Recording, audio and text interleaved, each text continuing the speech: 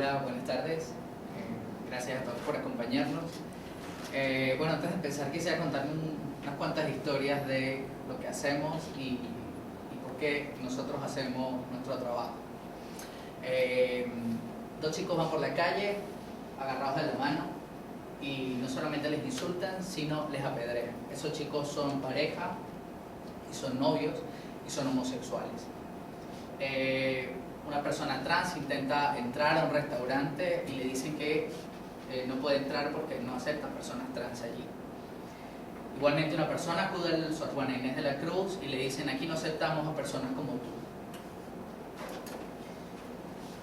Mi nombre es Raúl Ramírez, soy activista de derechos humanos y esencialmente en este momento de mi vida estoy dedicando muchísimas cosas para trabajar por los derechos de la diversidad sexual. Eso que ven ustedes allí no es la clave de un Wi-Fi, es un acrónimo que sintetiza un montón de orientaciones sexuales e identidades de género que históricamente han sido discriminadas. En este momento yo puedo hablar en nombre de este grupo y en nombre de un grupo en situación de vulnerabilidad de derechos humanos, y que podemos decirlos con muchísima pena además, somos ciudadanos de segunda. Las historias que les contaba no pasaron en Estados Unidos, no pasaron en algún país del medio árabe, pasaron en la ciudad de Mérida. Esto nos supone una cantidad de retos sociales que tienen que ver con cómo construir un futuro en medio de un contexto complejo.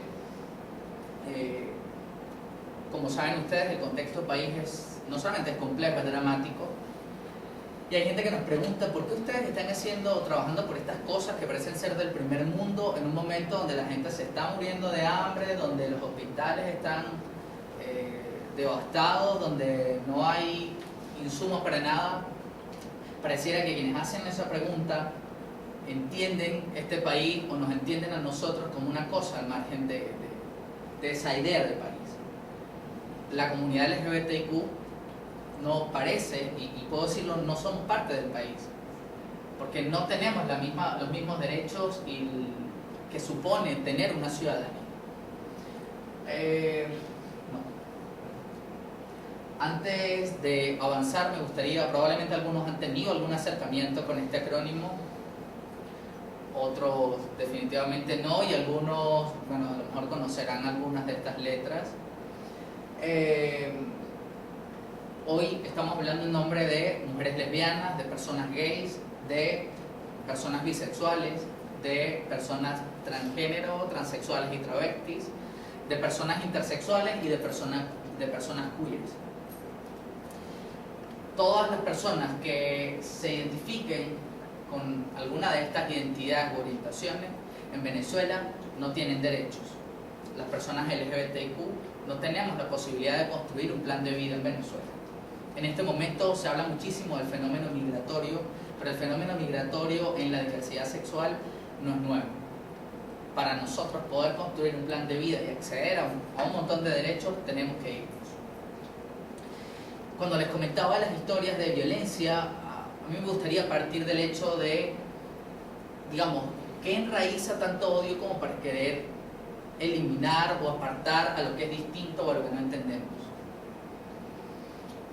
El fenómeno de la discriminación, como todos sabemos, no es exclusivo de la población LGBTIQ, también lo viven las mujeres, también lo viven las personas afrodescendientes, lo viven los migrantes, no solamente quienes se están yendo. Hubo un momento país en que migrantes venían y tampoco tenían acceso a ciertos derechos ni reconocimientos de ningún tipo. La discriminación también la viven los niños, lo viven los pueblos nativos. Y a mí me gustaría pensar en estos proyectos de ciudad que estamos haciendo, si tenemos un enfoque para incluir, para construir tejido social. Quiero que hablemos un poquito de la violencia y de qué supone discriminación exactamente.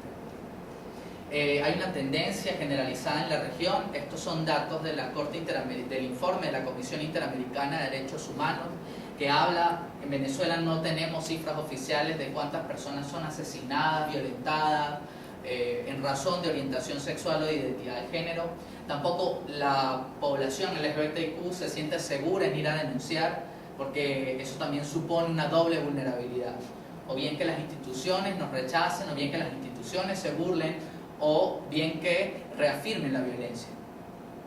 Tampoco, bueno, estamos hablando de una violencia generalizada. Cuando se habla de la discriminación contra LGBTIQ, se cree solamente que tiene que ver con negación del derecho al matrimonio igualitario o con negación de un marco jurídico. La violencia en la comunidad LGBTIQ es estructural. Está presente en todos los niveles de nuestra vida y empieza en la casa, se replica en la escuela, se replica en la calle y finalmente se va replicando en todos los espacios de la vida pública. Partiendo de esa realidad, tenemos que hacer algo.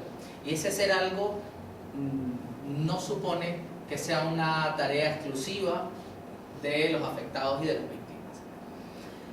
La violencia contra el LGBTIQ está muy conectada con problemas históricos, con razones religiosas, con razones pseudocientíficas, con razones políticas y también con razones antropológicas, históricas e incluso antropocéntricas, donde la idea de lo masculino y la heterosexualidad son lo único válido en nuestra sociedad, y eso supone acceder a un montón de derechos y privilegios que no tienen los que sean distintos a lo masculino o a la idea antropocéntrica donde el hombre toma decisiones en nuestra vida, el hombre masculino.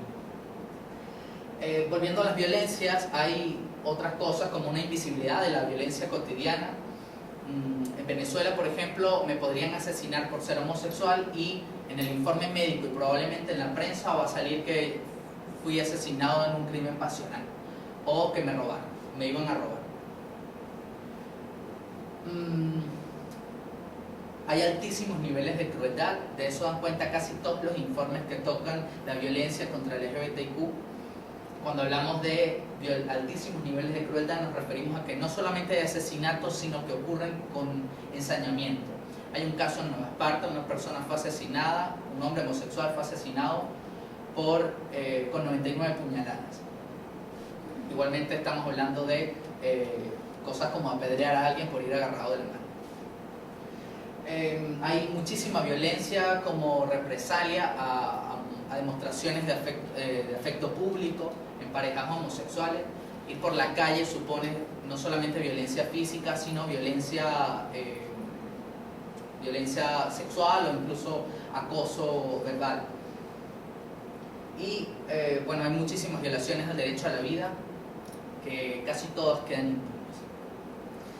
Les decía que estos son como esta es la punta del iceberg, pero no hay con exactitud una mirada clara de la violencia o de lo que llamamos nosotros las violencias simbólicas, ¿sí? Que tienen que ver con aquellas violencias que se ejercen contra ciertos grupos para ejercer dominio o invisibilidad o marginación y son tan imperceptibles que ya en nuestra sociedad parecen normalizadas. Un ejemplo podría ser el chiste. Es muy común que a través del chiste se ejerza violencia contra los hombres homosexuales, sobre todo los hombres homosexuales afeminados, y eso responde también a aquella mirada de el desprecio hacia lo femenino.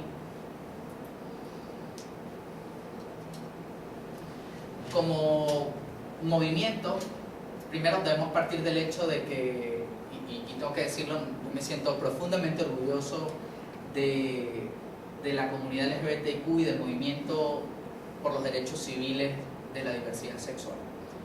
Primero porque nosotros hemos decidido buscar soluciones o enfrentar la violencia no respondiendo con más violencia, sino saliendo a exigir derechos y saliendo a exigir justicia. Eso ya supone para nosotros el primer triunfo como movimiento ciudadano. Lo segundo, les decía que no podemos simplificar la lucha igualitaria solamente con el tema del matrimonio igualitario o con el pedir que no nos maten. Hay gente que dice, no hay que matarles.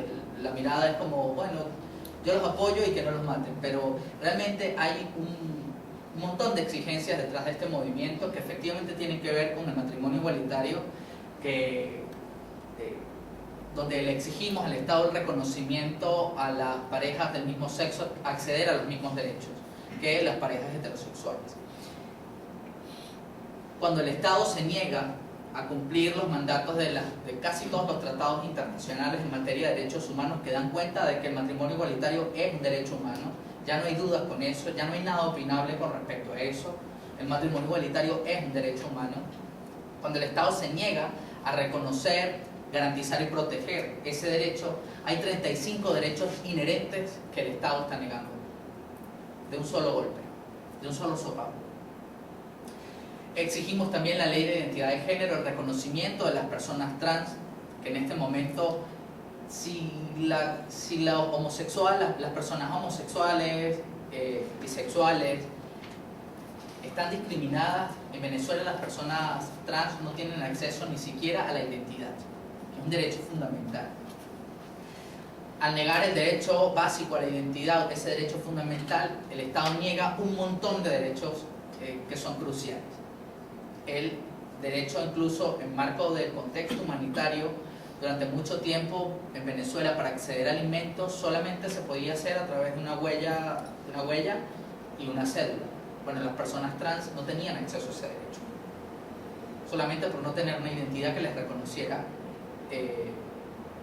tal como lo pide su identidad de género. Hay otras cosas como la creación de ambientes escolares que no sean violentos y que sean inclusivos, que reconozcan los derechos de niños, niñas y adolescentes diversos. Las escuelas son los principales focos de violencia contra la comunidad LGBTIQ. Incluso muchísimas de las personas trans, sobre todo, son eliminadas en un punto entre la niñez y la pubertad, son eliminados del sistema educativo, bien sea porque lo decide el personal docente o el personal directivo, o bien porque los ambientes son tan hostiles que las personas requieren salirse de ahí para sobrevivir. Algunas personas no sobreviven y por eso hay muchísimos niveles de suicidio en las personas trans. En las personas LGBT en general, pero en las personas trans sobre todo, el suicidio está muy presente. Para contarles o aproximarles, el promedio de vida de una persona trans en Venezuela y en Latinoamérica, mejor dicho, no llega a los 30 años. Estamos además exigiendo un marco jurídico que reconozca derechos. En este momento en Venezuela no hay ninguna ley donde aparezca el acrónimo LGBTQ, ninguna.